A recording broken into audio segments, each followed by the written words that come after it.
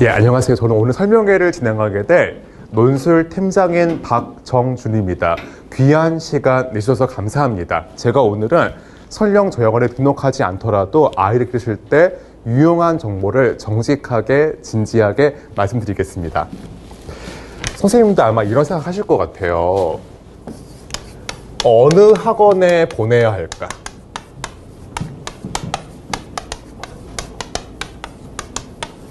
최근에 왜 이런 것들이 유튜브에서 유행이잖아요. 어떤 병원에 가야 할까? 뭐 등등. 근데 제가 생각한 것도 말씀드리면은, 지금 현재 우리 아이들은 초4입니다. 너무나 귀엽고 착하고 예쁘고 앙증맞고 아직은 뭔가 사회되지 않은 아주 원석 같은 아이들이에요. 그런 만큼 이 애들은 지금 사실은 어리기 때문에 무언가 학습을 많이 할 수 있는 것들이 제한되어 있거든요. 그런 만큼 첫 번째는 제가 생각하기 중요한 것들은 학원이 재미있어야 합니다. 그런 만큼 아이들은 이 재미 통해 가지고 차츰 학원에 정을 붙이고 적응하고 선생님을 좋아한 다음에 스며듭니다. 그때 제가 생각하는 좋은 공부들은 이 첫 번째는 유머가 있는 거예요. 혹은 스몰 토크가 있는 거예요. 이제 그런데 이 스몰 토크랑 유머가 뜻이 없는 것들이 아니라 사실은 그날 공부하고 싶은 이 주제를 예고하고 있는 복성화 같습니다. 이제 그 다음에 저희들은 이걸 한 다음에 애들이 그러면 충분히 이걸 이해해요. 그 다음에 본격적으로 그날 공부할 논제를 제시합니다. 우리 한번 이거 고민해 볼까? 그때 영리한 아이들은 이 두 가지의 연관성을 이미 이해하기 때문에 발표하고 싶어서 안달복달 하거든요. 바로 이런 게 두 번째 목표인데 살아있어야 합니다. 선생님들 생각해 보십시오. 초5 학원인데 너무나 면학 분위기가 좋아서 아무도 떠들지 않고 가만히 앉아 있어서 핫하. 그런 수업은 강사에게는 최적의 수업이에요. 목도 안 아프고 힘들지 않고 너무 좋아요. 그런 탓이고 학생들한테는 그 수업은 무리입니다. 이 아이는 지금 너무 어리기 때문에 한창 뭔가 발전하고 싶어 하거든요.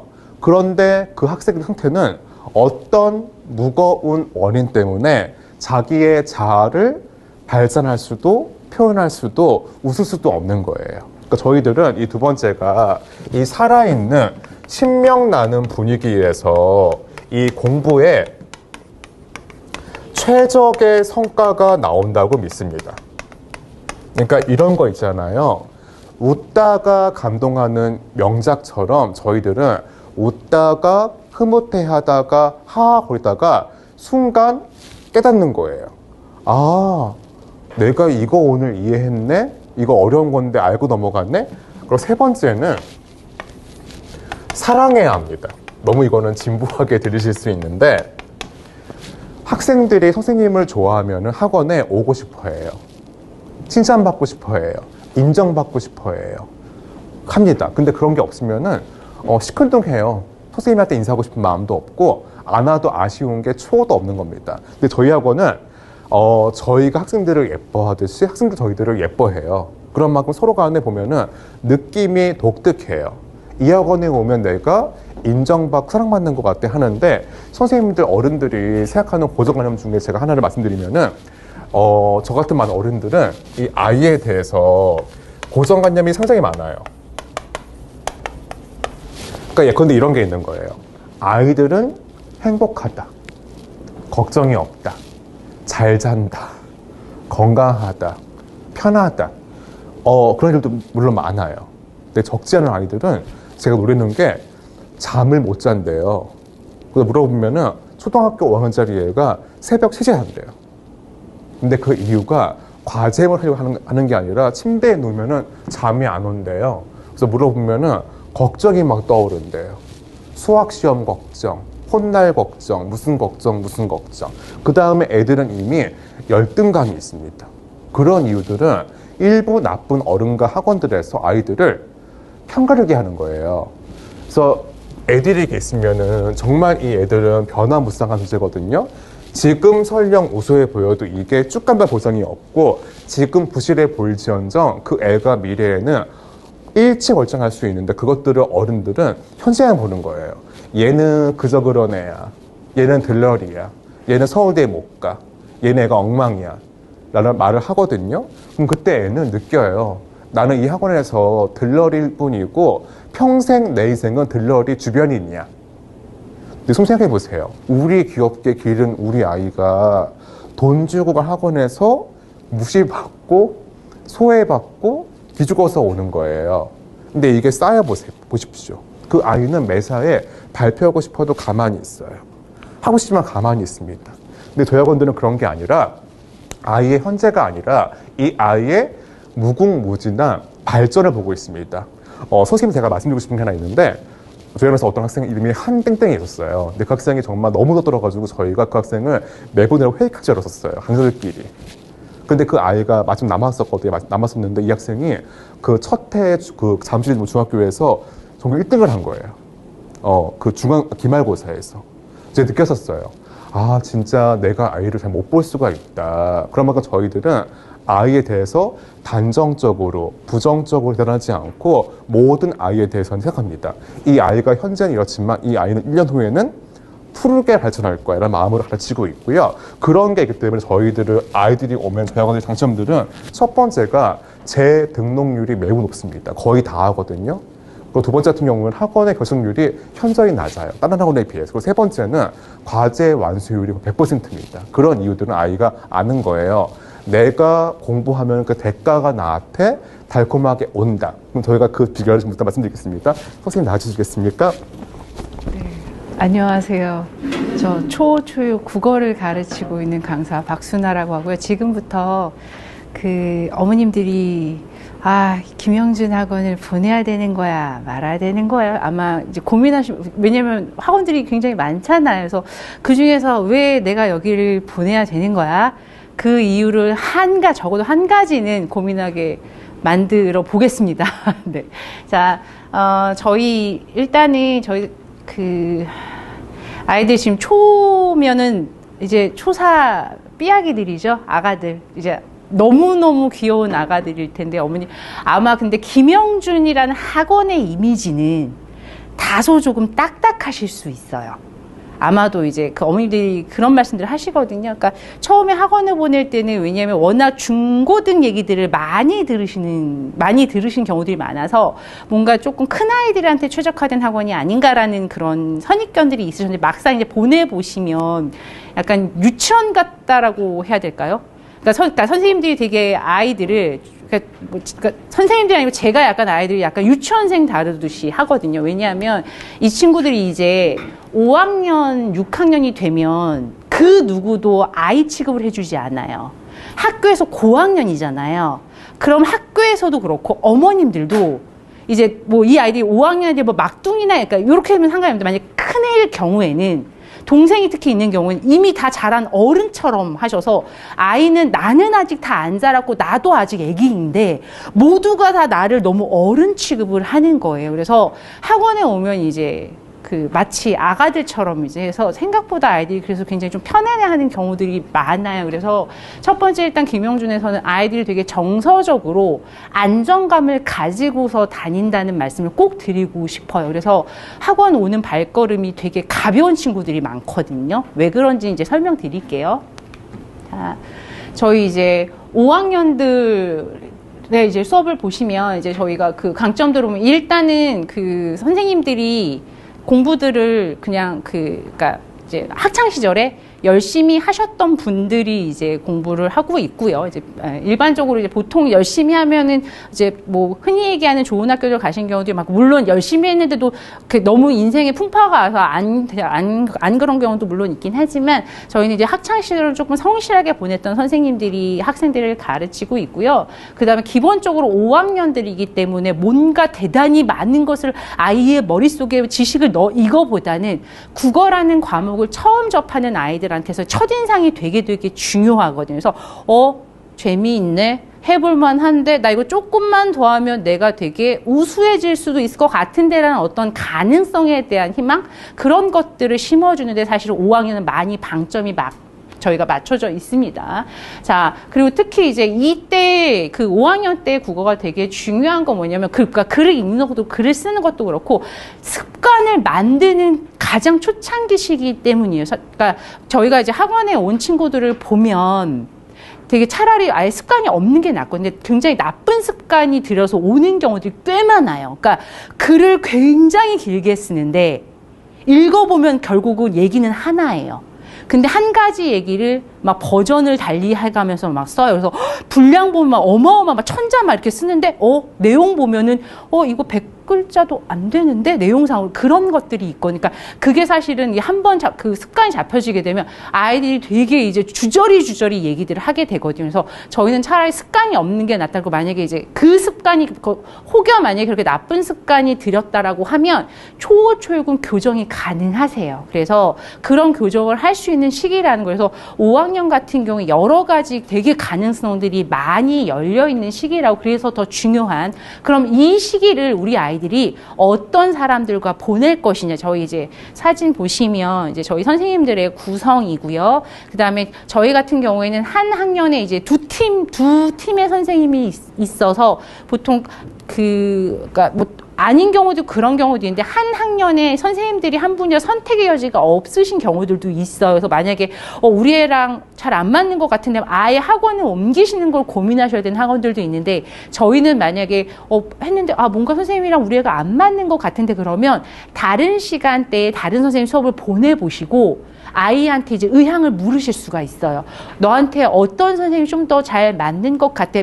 그러니까 어머니들 제가 늘 드리는 말씀인데, 대치동에 나쁜 학원은 없습니다. 단지 내 아이와 더 잘 맞느냐, 안 맞느냐. 그래서 그러니까 아이와 잘 맞는 선생님을 찾아주시는 게, 왜냐하면 아이들은 뭐 저만 그랬는지 모르겠는데, 저는 선생님한테 되게 영향을 많이 받았던 상황, 저 같은 경우에는. 그래서 공부를 안 하다가 공부해야겠다는 게 선생님한테서의 영향이었었거든요. 근데 그렇다고 하면 누군가 지금 우리 학원을 다니는 그 어떤 아이도 선생님을 통해서 어떤 자극을 크게 받을 수 있다는 생각을 하거든요. 그래서 어머니들이 아이가 되게 잘 따르는 선생님을 찾아주시는 게 사실은 어떻게 보면 되게 유명한 선생님이 하는 것보다 더 중요하실 수 있다는 말씀을 드릴게요. 그래서 저희 여기 보시면 그 가르치는 선생님들 지금 뭐 학교 공부 어떻게 했는지 여기 보시면 다 양력이 드러나 있기 때문에, 그래서 이거 살펴보시는 것도 아마 좋으실 것 같고요. 그 다음에 저희는 이제 수업 구성이 국어하고 독서 논술에서 1시간 반, 3시간 수업으로 이루어져 있습니다. 그러니까 뭐 기존에 이제 다른 뭐 논술학원을 보냈던 경우는 그래도 조금 이제 뭐 그냥 3시간 수업인가 본데, 처음 보내시는 경우에는 3시간? 애들이 선생님 집중을 해, 이런 경우들이 많으세요. 그런데 3시간 수업에 1시간 반, 1시간 두 선생님이 들어가기 때문에 아이가 조금 이제 좀 집중력이 떨어져서 뭔가 분위기 전환이 필요하다고 그랬을 때 다른 선생님이 짜잔 하고 들어가요. 그래서 또 다른 좀 새로운 수업을 하는 느낌. 그리고 이제 생각하시는 것들은 초가 국어는 조금 너무 빠르지 않을까라고 생각들을 하시는데, 빠르지 않습니다, 어머님들. 네, 왜냐하면 6학년 때 울면서 오세요, 어머님들이. 애들 이제 가장 이제 제가 6학년 설명할 때도 말씀드렸는데, 가장 충격을 받으시는 경우가 아이들이 이제 문제집 풀고 난 다음에 어머니들이 정말 충격받아서 오세요. 특히 이제 학원을 안 보내셨던 어머님들은 그래 내가 안 보냈으니까 얘가 못하는구나 이렇게 생각하시는데, 아주 오랜 기간 동안 논술학원 보냈던 경우도 꽤 많으세요. 그러면 어머니들 저희 있잖아요, 기대가 있잖아요. 내가 뭐 5년의 시간을 보냈고 책을 이만큼 읽었고, 그러면 이제 나오거든요, 어머니 머리에. 그러면 얘는 대략 이 정도의 성적이 나와야 돼가 있는데, 막상 이제 시중에는 문제집을 아무거나 사갖고 오세요, 자신 있게. 그래, 그렇지, 잘하겠지. 풀렸는데 막 비가 막 내려요. 그거 애는 왜 틀렸는지 모르겠대요. 그럼 이제 거기서부터 어머니들이 약간 이제 막 멘탈이 흔들리시거든요. 자, 그래서 뭐냐면 아이들이 어머니 가장 많이 하는 실수 중에 하나가 뭐냐면, 자기 생각대로 문제를 풀어요. 자기 생각대로. 그러니까 필자의 의도 전 생각하지 않고 내가 생각하는 답으로 그냥 풀어요. 선지 제대로 읽지도 않아요. 그냥 답이 2번에 있다 그러면 2번 답 찍고 3번, 4번, 5번 그냥 안 봐요. 그리고 난 다음에 물어보면 엄마가 어떤 거 같아? 엄마 나 100점이야? 얘기했는데 막상 풀려보면 막 반타작 막 이래요. 그래서 왜 그런가 하면, 아이들이 생각보다 글을 되게 촘촘하게 읽질 않아요. 대충 이거. 그리고 특히 고민이 많이 절시는 경우가 어떤 경우시냐면 어렸을 때 되게 책을 많이 본 친구들이 있어요. 그런데 문제는 어머니들 왜냐면 이제 초등학교 뭐 한 저학년 때는 그래도 핸드폰을 안 쥐어주시는데 이제 시대의 흐름이 핸드폰이 없으면 아이들이 사회생활을 하기가 되게 힘드니까 웬만큼 어머님들이 강력한 의지를 가지고 있지 않은 한은 핸드폰을 안 줄 수가 없어요, 아이들한테. 근데 핸드폰이 아이들한테 손에 넘어가는 순간 얘네들 독서리듬 다 깨집니다. 왜냐하면 너무 재밌잖아요. 어머님들도 아시죠? 핸드폰 보라고 하면 그냥 시간 그냥 쑥쑥쑥 하는데 애들은 어머니 자극이 더 크게 오거든요. 그래서 어렸을 때 그렇게 책을 많이 봤던 친구들이 어머니 그게 무너져 버려요.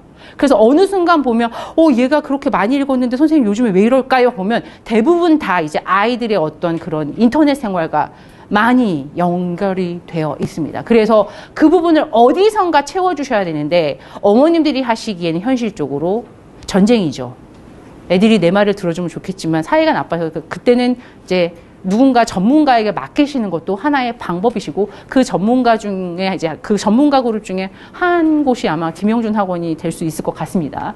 자, 저희는 과제는 어머님들 아이들하고 싸우지 마시고요. 그냥 보내세요. 안 하면 안 한 대로. 그러면 아이들이 남아서 해야 돼요. 애들이 죽기보다 더 싫어하는 게 남아서 하는 거예요. 왜냐하면 친구들 다 가는데 자기 혼자 남겨진 걸 굉장히 수치스러워해요. 그래서 한 번은 안 하고 오고 두 번까지는 안 하고 올 수 있어요. 와요. 근데 그냥 2번 하잖아요. 3번 걸린 애들은 못 봤어요. 과제는 그냥 어머님들이 그 다음에 싸우지 않아도 어쨌든 왜냐면 선생님이 안 보내주거든요. 그리고 그냥 대충 해가지고 하면 안 보내줘요. 그래서 한 친구가 1시간 넘게 한 번 하고 나더니 그다음부터 가면서 그랬어요, 저한테. 선생님, 저 다시는 과제를 안 해와가지고 내가 남아가지고 이렇게까지 하는 건 전 절대 안 할 거예요. 그랬거든요. 그다음부터는 과제는 무조건 다 해갖고 와요. 그래서 과제 같은 경우에는 싸우지 마시고 보내세요. 저희가 과제는 무조건, 왜냐하면 이게 시작이거든요. 이게 습관의 시작이거든요. 무조건 숙제는 해야 되는 거예요. 그리고 대충 해치우는 게 아니고 정확하게 해야 되는 거예요. 그래서 이것을 지금 초육 2년 동안에 충분히 아이들이 이제 몸에 체화되게 하는 시간을 이해하시면 되고요. 저희가 시험 당연히 배운 것들은, 그러니까 들어올 때 입학 테스트는 없지만 배우는 과정에서의 매주의 시험은 있고요. 그리고 과정 마지막 날에 그 전 과정에 대한 전체 종합고사가 있습니다. 그러니까 요즘 애들이 어머니 되게 많이 배워요. 그러니까 원래 우리가 뭔가를 배운 거는, 그러니까 배우고 익혀야 되는데 애들이 계속 배우기만 해요. 그러니까 복습을 안 해서 사실은 이게 그 장기 기억 공간가, 그러니까 그 기억이 장기로 넘어가야 되는데 다 단편해서 시험 끝나고 나면 다 이제 잊어버리고 또 다시 이제 새로운 시작이거든요. 그래서 저희는 최대한 과정 안에서, 그래서 저희가 수업 구성도 사실은 어떻게 구성이 되어 있냐면, 이번 주에 수업을 하면 그 다음 주에 그 전 주 리뷰를 해줘요, 아이들한테. 전체 한번 내용을 다시 한번 복습을 시키고 시험을 보거든요. 그러니까 이것을 한 이유는 뭐냐면 끊임없이 복습을 통해서 완전히 자기 안에 체화하는 게 되게 중요해요. 근데 이게 이제 한 주 단위로 있었다고 작년까지는 종합고사가 없었어요. 근데 이제 올해 이제 신설됐거든요, 이것도. 그래서 올해는 전 과정에서 한 번쯤, 그러니까 책 이제, 와, 오늘 마지막 수업이고 난 책을 버려야지, 이게 아니라 한 번 그 전체 배웠던 내가 이 과정에서 무엇을 배웠는지 를 다시 한번 복습을 하고 그 다음에 그것을 확인하는 시간이 이제 저희가 이제 종합고사를 통해서 이루어지고요. 그리고 저희 학원에서 지금, 아이들 이제 개별 수업들이 있거든요. 그러니까 일종의 어머니들 뭐 과외라고 이해하시면 될 것 같아요. 내 아이가 왜 특별하게 어떤 부분이 약하다 그러면 선생님이랑 그거는 아이 스케줄에 맞춰가지고 저희가 1대1로 그거는 다른 학생들 없고 그냥 어머님들 자제분하고 이제 선생님하고 1대1로 하는 수업이에요. 그래서 충분히 활용하시면 굳이 예를 들어 어머니들 왜 수학학원 보내시면서 왜 서브 선생님들 붙여가지고 그 숙제하기 위한 선생님들 하시는 경우도 왕왕 있거든요. 수학 같은 경우인데, 뭐 김영준 보내시면서 아이가 잘 이해를 못한다 그러면 또 새로운 선생님을 구해서, 이게 아니라 그냥 학원에서 이제 학원 선생님들이랑 그걸 그 부족하거나 이해 잘 되지 않았던 부분들은 다 이해를 하면서 넘어간다라고 그렇게 이해해 주시면 됩니다. 자, 그리고 저희 이제 연과정에 이제 프로그램들이 있는데요. 보시면 저희는 기본적으로 초등 아이들은 어머니 인강이 들었지만 듣지 않은 거예요. 애들이 이제 수업 빠지고 나면, 그러니까 저희는 기본적으로 그 출석을 굉장히 중요하게 생각하거든요. 그래서 100% 출석에 자기가 등록된 반에 그러니까 저희가 대체 수업이 가능하기 때문에 스케줄이 바쁜 친구들은 이번 주 수요일, 다음 주 토요일, 그 다음 주 일요일 막 이렇게 왔다 갔다 하는 친구들이 있는데 길게 봐서 나중에 과정 끝에 보면 같은 반 자기 원래 나오는 시간에 계속해서 출석했던 친구들이 만들어내는 결과물이 더 좋습니다. 이유는 뭔지 모르겠어요, 저희도. 근데 그래서 가급적이면 자기가 속한 반의 시간에 빠지지 않고, 근데 부득이하게 왜냐면 여행하거나 아니면 아이가 아플 수 있잖아요. 그런 경우에는 매주 수요일에 3시부터 5시까지 보강 수업이 되어 있습니다. 그리고 근데 이 보강 수업도 못 올 수 있잖아요. 그러면 학원에 저희가 그 강의하는 걸 다 녹화를 해놓거든요. 그래서 그 녹화된 강의 영상을 요청하셔가지고 보면 되고요. 근데 그것도 안 되시는 경우가 있어요. 그런 경우에는 만약에 그 주의 수업이 되게 아이들이 혼자 이해하기 힘든 수업이었다라고 하면 그거는 선생님하고 1대1로 해서 최대한 결손이 없게 저희가 수업을 진행을 하고 있습니다. 그래서 이건 어머니들이 알고서 이제 수업을 빠졌을 때 보강하고 보강 안 되면 인터넷 보고 인터넷 안 되면 선생님하고 이제 이걸 해결을 해야겠구나라고 그렇게 이해를 해주시면 될 것 같아요. 그리고 이제 아이들마다 개별 수업들이 있어서 이거는 이제 강사 스케줄이 아니라 아이가 학원에 올 수 있는 가능한 시간에 맞춰서 선생님하고 이제 특히 이제 오는 친구들 어떤 친구들이 오냐면, 그러니까 아이에 따라서는 한 번도 안 올 수도 있어요, 어머니. 왜냐면 뭐 충분히 잘하고 있고, 아이가 스케줄이 너무 바쁠 경우에는 굳이 따로 오지 않거든요. 그런데 예를 들어, 지난 과정에 막 재시험이 4번, 5번이 걸렸다. 그러면 그 다음 과정에 와야죠. 그래서 내가 뭘 이해를 못하고 있는지를 선생님하고 확인을 하고요. 그래서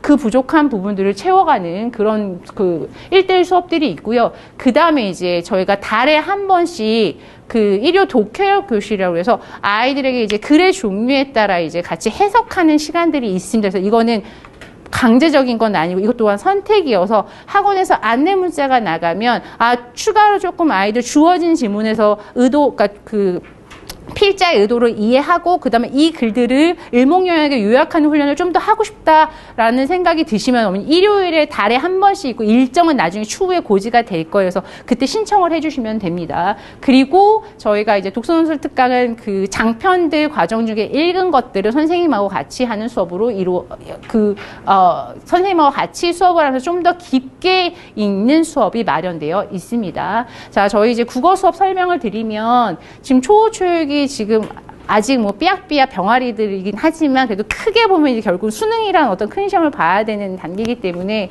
저희가 개편된 그 수능안에 맞춰서 수업 역시 5학년도 문학, 비문학, 문법으로 구성이 되어 있습니다. 근데 다만 6학년과 5학년의 차이가 뭐냐면 아직 초는 문법이 메인인 시기는 아니에요.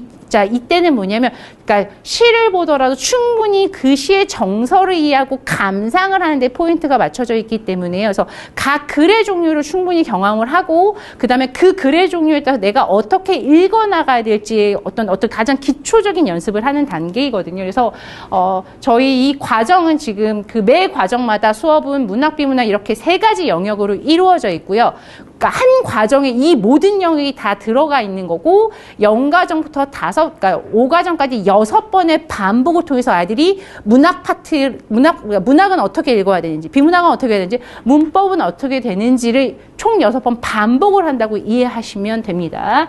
자, 그리고 특히 저희가 중요하게 생각하는 것 중 하나가 어휘 부분이에요. 아시죠, 어머니? 요즘에 어휘들이 정말 되게 엉뚱하게 이해를 해서 비단 근데 이게 아이들만의 문제는 아니고요. 왜 우스갯소리를 어떤 학교에서 중식 제공이라 그랬는데 어머님들이 전화해가지고 왜 아이들한테 기름 범벅이 왜 중국 음식을 먹이냐고 그래가지고 이게 되게 웃자고 하는 얘기지만 사실은 아이들 저희 수업하다 보면 아이들이 단어들을 물어보는데 되게 당황스러울 때가 있어요.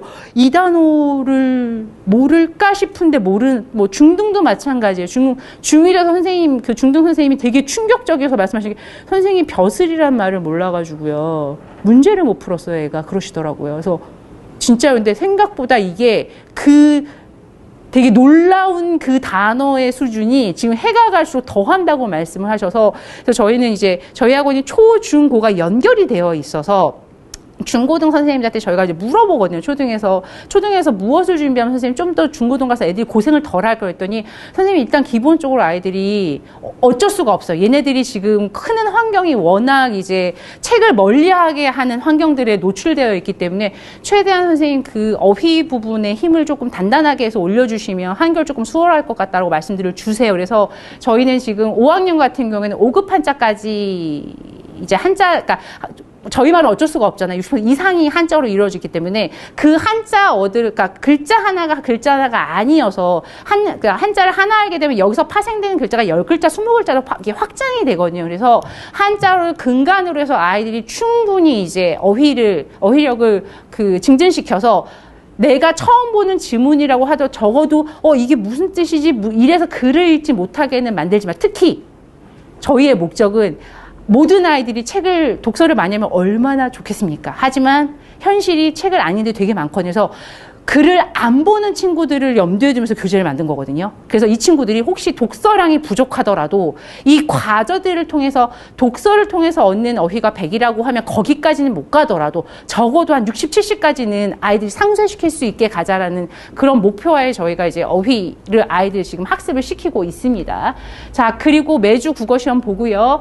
자, 그 다음에 성적 결과 당연히 매주 나가고요. 그 다음에 과정 끝날 때마다 전체에서 아이가 어느 정도의 그 위치에 있는지를 확인해 보시는 정도인데, 그거는 과정 그냥 체크 정도 하시면 될 거예요. 왜냐하면 늦게 꽃을 피우는 애들도 꽤 많습니다. 저희 학원은 입학 테스트가 없잖아. 이 말은 즉슨 뭐냐면, 지금 현재 들어오는 아이들의 상태는 저희가 참고예요. 결국 저희가 중요한 건 뭐냐면 이 친구들이 김영준 문을 열고 나갈 때 이 아들이 국어 실력이 일치월장해서 실력이 늘어서 나가면 되는 거거든요. 그게 저희들의 몫이고 저희들의 역량인 거고요. 그래서 아이들의 현재 상태는 저희가 참고를 하지만 이걸로 아이들을 판단하지 않습니다. 아이들은 정말 엉뚱한 이유로 공부를 하기도 하고요. 엉뚱한 말도 안 되는 이유로 공부를 안 하기도 해요. 그래서 아이들한테 그 자존감과 더불어 조금 공부가 좀 흥미롭다라는 것을 알 수 있게 해주는데 사실 저희 강사들이 굉장히 많이 신경을 쓰고 있습니다. 자, 저희 연과정 보시면 지금 아까 말씀드렸듯이 이제 문학이랑 비문학이랑 그다음에 이제 문법을 이루어지는데 아무래도 초는 비문학 쪽이 아무래도 많을 수밖에 없고요. 어휘는 이제 그 문법 관련된 부분들은 이제 지금은 아주 기초 단계여서 이제 워밍업 단계로 진행이 돼서 이게 6학년 가면 문법이 훨씬 더 많아지고 지금은 이제 아주 기초적으로 기본적으로 주어진 지문을 이해하는데 저희가 그 방점을 두고 있다고 이해하시면 좋을 것 같습니다. 자, 지금부터는 이제 논술 설명하도록 하겠습니다. 선생님들 제가 약간 조금 지루하실 수 있으니까 제가 사담을 하나 드리겠습니다. 저는 지금 학원에도 나오지만 대학교에서 강의를 하는 사람이거든요. 이제 그런 만큼 이 대학에서도 많은 것들을 겪고 보는데 선생님들 초5 중에서 A를 원고지 성적을 받는 학생이 있다고 가정을 해보고 또 대학교 1학년 학생의 어떤 그 페이퍼가 있잖아요. 근데 가끔 제가 충격을 입을 때가 있어요. 뭐냐면은 초육 중에서 글을 잘 쓰는 상위 10% 학생들이 있잖아요. 이 학생들의 글과 이 대학교 1학년의 하위 몇십 퍼센트 글이 있잖아요. 정말 이름 지우고 보면은 대동소이합니다. 누가 보면은 대학생 쓴 글이 초등학생으로 체크할 수 있어요. 초등학생 쓴 글이 대학생이 쓴 걸로 오해할 수 있어요. 그러면 사실은 저희가 어떤 걸 알 수 있냐면은 이 이른바 어떤 글쓰기 능력이 가장 좋은 거는 나이에 따라서 향상되는 게 가장 이상적인 건데, 현재 한국에서는 적지 않은 아이가 한국의 주요 대학에 입학할 지언정 이 글쓰기 능력이 초등학교에서 크게 안 벗어나 있다고 봐도 과언이 아니거든요. 그러면 그 이유가 뭘까를 저희들이 연구해 봤을 때 선생님들 제가 대학교 요즘 같은 경우에는 저희 학부들은 달리 교수가 선생님이 뭘 퍼먹여 줘야 돼요. 리포트 마감이 언제고 어떻게 써야 돼, 그것들을 아주 자세하게 얘기해 줘야지만 실수 안 하거든요. 근데 그렇게 해도 학생들이 실수를 해요. 근데 아까 국어 오답하는 거랑 비슷한 건데, 교수가 얘기를 몇 번을 말하고 게시판에 그거를 공지해도 실수합니다. 근데 그 이유가 뭐냐면 두 가지. 첫 번째는 대충 듣고 대충 읽거든요. 그 두 번째는 그 교수가 쓴 글을 대학생인데 정확히 이해하지 못하는 거예요. 근데 전자 같은 경우에는 그냥 게으른 문제고 부주의한 문제니까 어떻게 보면은 뭐 그거는 좀 풀 수 있다고 그러는데 후자의 문제라면은 그거는 그 학생의 인생에서 얼만큼 많은 중요한 정보들을 오독해서 불이익을 겪고 망신당하고 인정받지 못하겠습니까? 그런 만큼 저희들은 사실은 공부할 때 가장 중요한 이유들은 이해력이 높아야 됩니다. 선생님들 우리가 이런 말씀을 들을 때가 있어요. 어떤 어머니가 학원에 오셔가지고 저희 아이는 모르셨겠지만 지금 의대 준비하는 아이에 말씀하시거든요. 그래서 그 얘가 국어랑 영어를 못하는 이유는 이과 체질에 말씀하시는 분이 가끔 계세요. 선생님은 제가 그 어머니 험담하는 게 아닙니다. 선생님은 그런 부모님 말씀에 동의하시나요? 근데 제가 그거를 몇몇 교수한테 물어봤었어요. 실제 그런가 알고 싶어가지고. 근데 많은 교수님들의 말씀이 동의하시지 않더라고요. 왜냐? 초등 과정을 기본 지력에 있으면은 다 풀 수 있어요. 다 이해할 수 있어요. 너무 내용이 쉽기 때문에. 내용이 단순하거든요. 복잡하지 않고 아직은. 그런 만큼 설령 그 아이가 장차 과학자가 될 아이라고 할지라도 문학작품들을 정확히 이해하는 100점 맞을 수가 있습니다. 마찬가지로 훗날 수도가가 될 아이도 수학 문제들을 아주 정확히 풀 수 있어요. 그래서 우리 아이가 만약에 이과 취향이어서 그거 못한다 이런 것들은 초육, 중2 단계에서는 그런 말씀하기보다는 생각하셔야 돼요. 왜 우리 아이는 국어 성적이 이렇게 안 오르고 못하고 어려워하고 틀려오지? 그럼 보통 그 원인에서는 이 아이가 이해력이 부족해요. 근데 이거에 또 부족한 것이 뭐냐면은 책을 정리해서 이해하는 능력이 현저히 부족합니다. 이때는 그 아이가 정말 제법 진지하고 성실하게 문제를 풀지라도 오답이 수두룩해요. 그래서 저희 학원에서는 가장 중요한 것들이 아이들이 지루해하지만 내용들을 정확히 이해하는 것만큼은 깐깐하게 시킵니다. 바로 그게 이 아이의 성공적 인생을 위한 가장 중요한 자산 쌓기예요. 근데 이게 보시라면 아이가 평생 그렇게 엉뚱하게 이해해서 불이 거는 일이 끊이지 않거든요. 그러니까 저희들은 그런 데 강점을 두고 있고요. 선생님이 저희가 생각하는 거는 이 습관인데 독서라는 습관. 선생님들, 어머니들의 말이 우리가 왜 이런 게 있잖아요. 어릴 때는 어머니, 아버지가 설령 대학교를 나오지 않은 사람일지언정 위대해 보이고 존경하잖아요. 근데 이 마음이 다행스럽게 초6까지는 있다고 하더라고요. 그래서 그때 막 애들은 뭐 소수를 제외하고는 엄마 아빠가 위대하고 똑똑하고 훌륭해 보인대요. 그러니까 지금은 저희의 어떤 말이 스며드는 거예요. 아이의 인생에서. 그런 만큼 항상 아이한테 저는 항상 이렇게 제가 생각하기 중요한 거는 이 절제라고 생각하거든요. 공부를 시킬 때 중요한 것들은 이 절제라는 거는 두 가지 의미가 있습니다. 그럼 첫 번째는 이런 욕심이 생길 수 있어요.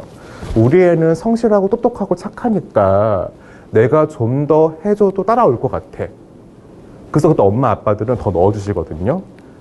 그럼 선생님들, 아이는 이럴 때 뭐가 되냐면 과부하가 되기 시작하면서 이제 그때 가장 중증의 문제가 제 아무리 재미있는 선생님이 수업하셔도 애가 안 들어요. 시큰둥해요. 걔는 이미 머리가 꽉 차 있어가지고 어떠한 유머를 들어도 안 웃기는 거예요. 느낌이 안 오고. 그러니까 항상 저희들은 아이들을 기르실 때 중요한 것들은 요만큼은 고등학교를 위해서 남겨두세요.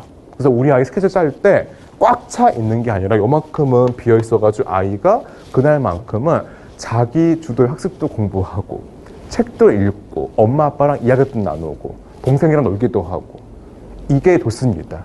그래야만 이 아이가 항상 학교 나왔을 때 교사의 강사의 말을 들을 때 재미있어 하면서 빨려 들어가거든요. 근데 이게 꽉 차 있는 애들의 특성들은 무기력하기 때문에 모든 말과 이런 게 짜증날 뿐이고 흥미롭지 않습니다. 그래서 저희들은 그리고 두 번째 같은 경우에는 아이들인데 이 선생님들 아이들은 이런 게 있더라고요. 제가 보니까 떠들라고 하잖아요. 그럼 어른들은 눈치 꺼르다가 좀 갑자기 조용해지거든요. 이거 뭐가 있는 것 같아. 왜 이렇게 놀게 하지? 그래서 약간 좀 우리 좀 조용하자 이런 게 있는데 어린이들은 한도 끝도 없더라고요. 이 놀려고 할 때. 정말 더 이게 높아지지 가다가 이렇게 이게 없더라고요.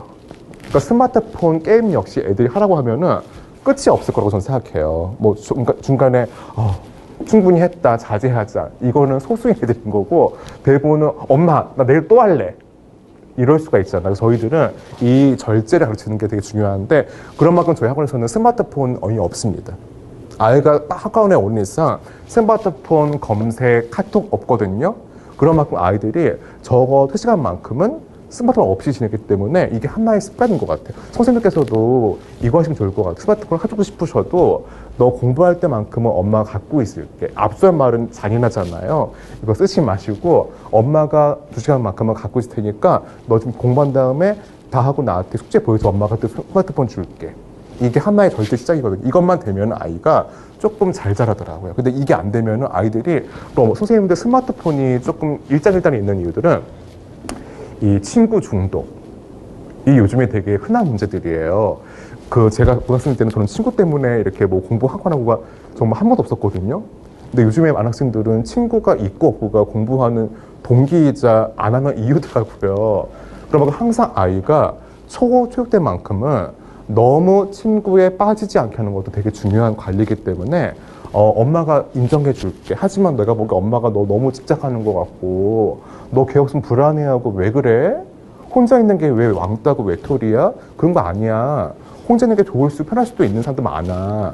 이걸 알아야 되기 때문에 저희 수업을 항상 이 절제를 생각하면서 놀 땐 놀고 공부하는 것들을 저희들이 하고 있습니다. 또 두 번째 같은 경우에는 선생님들 이게 두 번째가 정말 중요한 능력이에요. 이 공부 잘하는 애들일수록 책을 읽은 다음에 그 책의 핵심을 정확히 이해하는데 요즘 많은 젊은 사람들은 대학에서 보시면은 말을 총선수로 잘해요. 똑똑해 보여요. 능력 있어 보여요. 근데 글을 보면은 글이 논리가 없어요. 표현만 잘해요.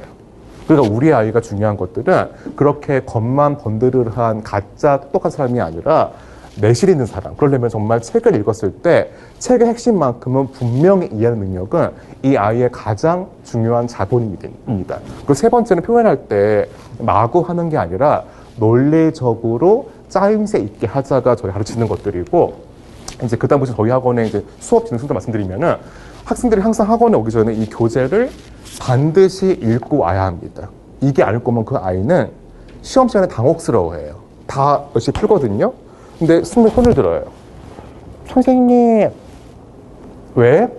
책 안 읽었어요. 그럼 제가 그때 해결방을 줘요. 지금 읽고 시험 봐. 근데 어떤 애들은 책을 제때 못 읽거든요. 그럼 그 아이는 남겨가지기 때문에 아이가 그 다음에는 책을 읽어오더라고요. 그러고 저희가 항상 이제 강사가 그날의 중요한 어떤 태제들을 강의하고 두 번째는 교재 풀기 같은 건데 이거는 어머니들 이렇습니다. 저희는 강사가 이 교재들을 다 이 워크북을 흠잡게 줍니다. 그런 만큼 아이가 그냥 집에 가는 게 아니라 교재 푼 거를 확인받고 집에 가고 교재 푼 것도 통과해야만 집에 갈 수 있습니다. 그런 만큼 아이가 대충 할 때는 본인이 알아요. 내가 요행을 써봤자 지금 못 간다. 그러니까 아이들 글을 쓰게 되는 효과가 나오는 거고 그리고 세 번째는 이제 집에 가서 하는 것들인데 원고지에 글을 써오는데 말씀드렸다시피 글 잘 쓰는 애들은 이 글쓰기가 대학생이랑 선생님들 제 말씀 과장 같으시죠. 대학생이랑 차이가 별로 없어요. 그러니까 사실은 글쓰기 능력은 성인과 초등학생의 글이 비슷할 수 있어요. 이게 우리나라 현실이에요. 글쓰기 능력에. 근데 그러니까 우리 아이가 초5지만 글만큼은 고3까지 쓸 수 있습니다. 이제 그런 거고, 이제 그 다음 보시면은 저희는 첨삭을 외주를 주지 않고 강사가 합니다. 그런 만큼 강사가 봤을 때 이 아이의 글이 향상되는지, 그저 그런지 태부화를 잘 쓰기 때문에 이 태부할 경우 저희가 1대1로 불러서 학생한테 간지러운 데를 긁어주면서 해결 방안을 제시하고 있고요. 그리고 저희들 항상 생각할 때 세 가지입니다. 항상 명확히 글쓰기. 그 두 번째는 구체적으로 글쓰기. 세 번째는 구조적으로 서론, 본론, 결론. 그 다음에 주장, 근거, 예시가 일목요연하게 들어가 있는 그런 글을 가르치고 지도하고 있습니다. 여기 보시면은 학생이 글을 쓰면 학생들은 글을 쓸 때 이 어린이들의 특징들은 이 반응에 대해서 어른들보다 관심이 없더라고요. 그런 만큼 첨삭을 읽질 않아요. 그래서 저희들은 그걸 없애기 위해서 강사가 나눠주면서 얘기를 해줍니다. 너의 글에는 뭐가 조금 부족하니까 좀 뭘 채워봐. 그럼 애들은 그것만큼은 듣더라고요. 그렇게 하고 있고 주로 저희는 이제는 그 원고지를 쓰고 나면은 성적이 A랑 B랑 C가 나오는데 저희는 과정 말에 저희 반에서는 이 선물 증정식이 있어요. 이거 받는 일은 단순합니다. 최대한 A 하면은 받거든요. 그럼 아이들은 나오는 거예요. 땡땡땡이 이번 과정에서 1등 했으면 그 학생은 제가 뜻깊은 선물을 학생한테 줘요. 제 사비를 써가지고 그 아이는 너무나 영광스러운 거예요. 내가 이런 강남 한복판에서 1등을 했구나. 상품이 뭐 서울대학교 인형이구나. 그럼 되게 좋아하거든요. 그래서 그런 만큼 동기부여가 되기 때문에 이들이 더 글을 열심히 쓰는 순기능, 그이 있고요. 여기 보시면은 많은 작품들이 문학임을 알 수, 저희들 학원은 문학 수업이 아닙니다. 이것들은 문학을 바탕으로 다양한 주제를 공부하는 수업이고 저희들은 뭐 문학을 감상하고 이런 것들에 집착하지 않습니다. 이제 마무리 하셨는데요. 선생님들, 선진국일수록 초등교사가 가장 우수하고 박사학위자가 많습니다. 그런 이유가 뭐냐? 사실 가장 어려운 거는 어린이들 수업이 어려워요. 어린이들은 조금만 뭐 하면은 딴짓하고 놀잖아요. 그럼 막 강사가 사실은 굉장히 자기를 다 팔아야 돼요. 그래야만 애들이 몰입하고 할 거 하고 집에 가거든요. 그러니까 저희들은 약간 그런 느낌으로 강의해요. 내가 이 강의실만큼은 슬apstick 코미디언이다. 내가 막 춤을 추고 노래 부르고 푼수짓을 해야지만 애들이 공부하면서 빨리 들어오거든요. 그러니까 저는 그런 애들이 항상 도와한 거는 조른 애들. 이게 한 명도 없어요. 졸 수가 없어요. 졸 수 있는 분위기가 아닙니다. 그러니까 마치 이런 거예요. 약간 개콘서트의 약간 좀 학원판? 생각하시면 좋을 것 같아요. 이제 그런 게 있고, 이제 국어는 저희가 개념과 어휘를 정확히 가르치자. 음수 같은 경우에는 글을 읽고 쓰는 거를 습관화하자. 그래서 향후에 아이가 선생님들 글 같은 경우에는 우리가 항상 이런 걸 찾습니다. 명당 없을까? 명문학원 없을까? 생각하시는데 답은 한 가지인 게 한학원을 정하세요. 꾸준히 보내시면은, 그리고 숙제를 매주 하게 하시면은 정말로 과장 없이 글은 늘게 돼 있어요. 글을 매주 쓰다 보면은 글은 또 반대로 안 쓰면 퇴보합니다. 그러니까 우리가 글을 꾸준히 쓰면은 어떤 아이여도 대학생 같은 글을 쓸 수가 있습니다. 그럼 여기 마무리하는 걸로 하고요. 지금부터 선생님들의 질문을 저희가 받고 정식으로 답변 드리겠습니다. 여기서 마무리할까요? 네. 그럼 저희 1대1로 여기 남아있으니까 질문해 주시는 걸로 하고요. 여기서 마무리하겠습니다. 다들 욕보셨습니다. 고생하셨습니다.